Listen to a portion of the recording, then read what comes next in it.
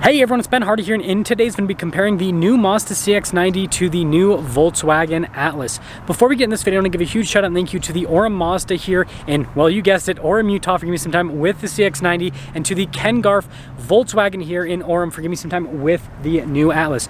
I'll include a link to both of their websites in the description down below so you can check out their inventories. And then on a side note, if you want to save time and money the next time you purchase a car, link to my car buying guide in the description down below. Let's get into it.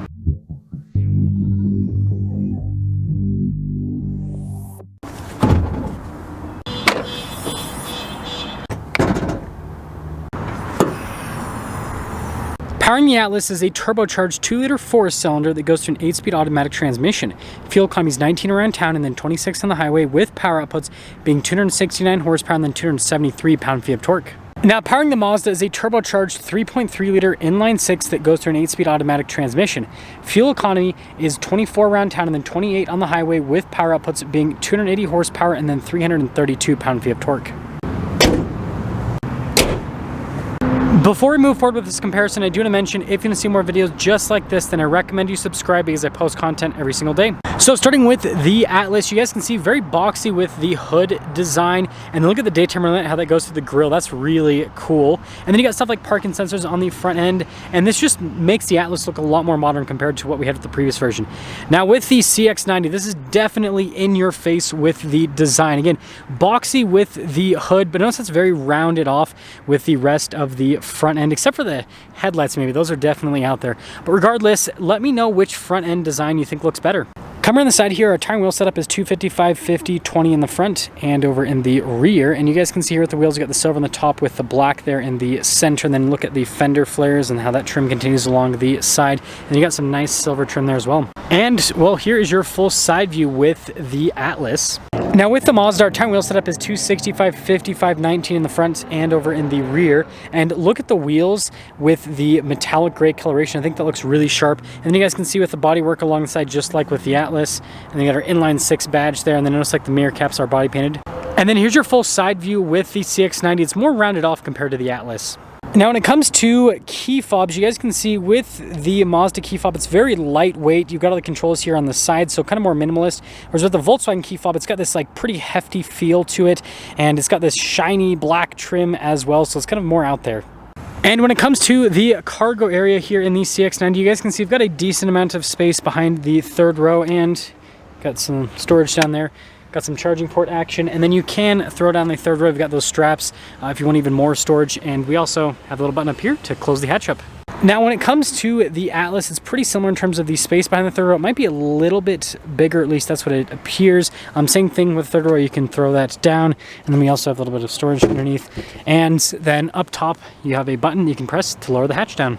And then finishing things up with rear design, you can see with the Atlas, it's very boxy with the rear design. And look at the taillights, how it has that light bar effect. And then those exhaust tip covers are actually just fakes. It's just for aesthetic purposes, which I think is kind of funny. Whereas again, with the Mazda, you can see everything's more rounded off here with the rear end design. I mean, look at the taillights, kind of how those flow, and just everything here at the bottom. Now inside of the Mazda, legroom here in the second row is good. We've got a little storage pocket, and then soft touch here at the top. We have a sunshade here for the rear passengers. And then I really like the trim here on the door panel itself.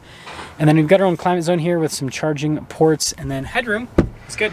Well, as you can see, like most crossovers in this segment, I don't exactly fit in the third row when it comes to legroom, but I do have some USB action here, which I think is nice. I think these seats are very comfortable back here, and I've got a decent amount of headspace. Now in the Atlas, you guys can see the legroom back here. We've got a sunshade, soft touch here at the top, and then look at the trim here on the door panel. Climate zone here in the back, charging ports, all of that stuff. It seems like there's a little bit more space back here, and then also headroom as well is really good. And then in the third row of the Atlas, similar situation. It seems like there's just a little bit more space back here with the legroom. Got some USB action back here, and then we have a really good headroom. And now at the front of the CX-90, first off, look at these seats. Really nice perforations all down the center. And then the front door panel is also really nice looking. And then notice all of our window controls here. And everything has a nice tactile feel in the Mazda, by the way. Also blind spot running with the mirrors. And speaking of nice tactile feel, this steering wheel looks and feels really high quality. You've got adaptive cruise control, you've got your volume controls, voice command controls, and then you can see the stalks there in the back. Also paddle shifters here. And then I like the gauge cluster here. Very simplistic with the overall design. And then we do have some drive modes. You got like a sport, normal, and an off-road mode. And then in reverse, you can see the backup camera here, which is great. Now with this infotainment system, it is not a touchscreen. Everything's controlled via a dial, but it's pretty easy to use overall.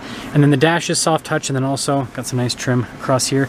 Got our climate controls down below, and again, just look at the finish on it, and again, the tactile feel with everything. Also, we have heated seats, which is nice.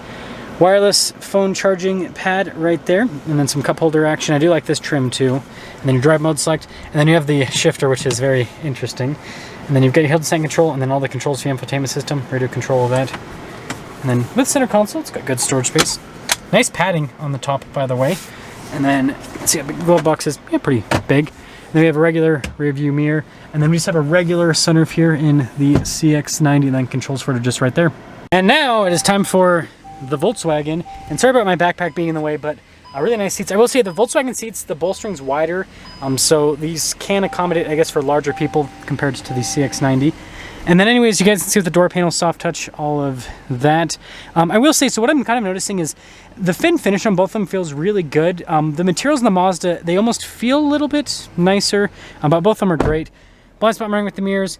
And then same thing with the steering wheel, for example. This has a nice look to it. It's got paddle shifters on the back, like a lot of similarities to the Mazda, but like the steering wheel trim on the Mazda just feels a little bit more luxury based. And then full digital gauge cluster here. I think it's got a clean design. They've kept it simplistic, so I think that's great. And then you guys can see with the camera system.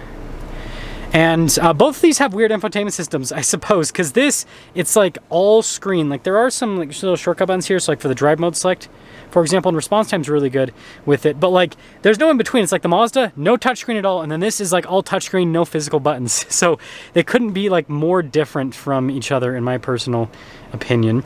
But also this has heated and ventilated seats, so it does have the ventilated seats, which is a feature the Mazda doesn't have. And then you got wireless phone charging pad in the area, some storage, and then our end and stop start here with a little interesting shifter there. Some cup holder action, more storage underneath, and then inside. I feel like this is just all about storage. Yeah, look at that, big glove box. And then we have a full panoramic sunroof. Now when it comes to pricing, the Mazda stickers for just over $47,000, and then the Volkswagen stickers for just under $47,000. Now with that being said, this is going to end up being a two-part series. I'm kind of out of runtime for this particular video, so the second video will be a driving comparison between that CX-90 and this Atlas. But to cap things off with the walk-around comparison, I just want to kind of give you guys some final thoughts. So with the Atlas, the big benefits with the Atlas is you do get slightly more features for the same money as the CX-90 with how these two are packaged out. You know, the bigger sunroof, the cooled seats, for example, and the Atlas does feel a little bit more spacious inside. With that being said, the Mazda feels more luxurious inside. The materials just feel a little bit nicer. Fit and finish feels a little bit better. And then the powertrain with the Mazda, right? The inline six versus the turbo four-cylinder. Somewhat similar power outputs, but the Mazda is more powerful and it gets better fuel economy, right? It's another thing to notice kind of with the walk-around comparison. So there's obviously pros and cons to both of them. With that being said, let me know which one you would pick after seeing the walk-around comparison, the Atlas or the CX-90, and I'll see you guys in the driving comparison.